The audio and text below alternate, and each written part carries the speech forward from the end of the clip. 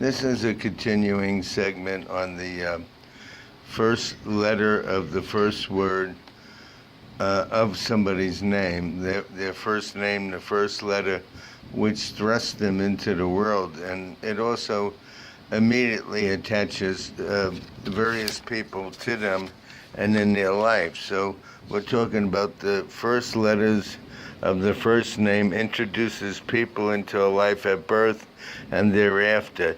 It's an identification of the first letter, first name, start of life people.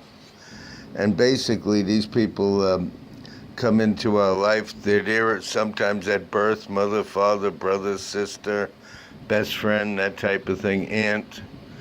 Now the letter K is a moon letter, and it deals with people born on the 2nd, 11th, 20th, or 29th of any month, and particularly July or Cancer people in February or Aquarius. And letters B, K, or T, first, middle, or last name.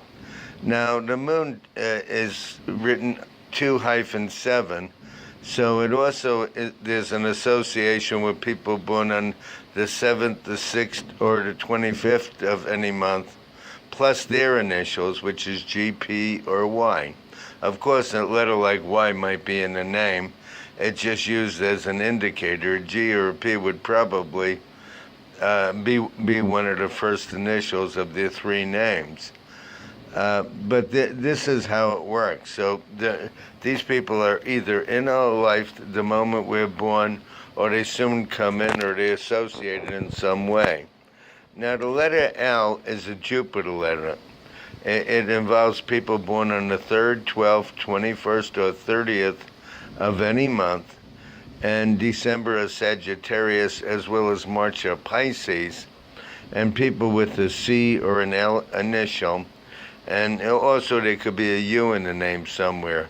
Sometimes a letter like U is just an indicator, because not every name has a U.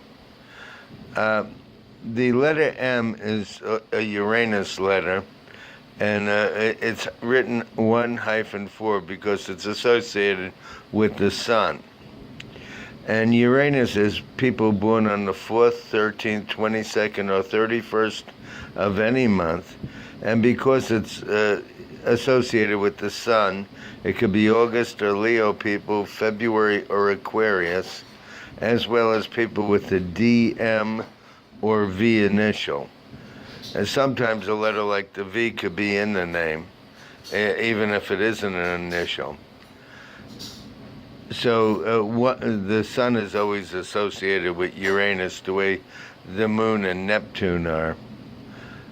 Now, the letter N is a Mercury letter, and it has to do with either June or Gemini people, September or Virgo people, and those born on the 5th, 14th, or 23rd day of any month, and people with an E, N, or W initial, first, middle, or last name. The letter O is a Venus letter, and it involves people born on the 6th, 15th, or 24th of any month, May or Taurus people, October or Libra people,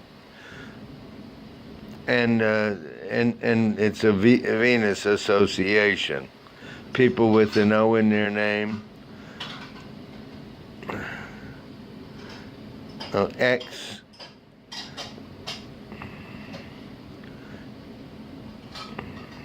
and also an F initial. So it would be FOX would be the initials.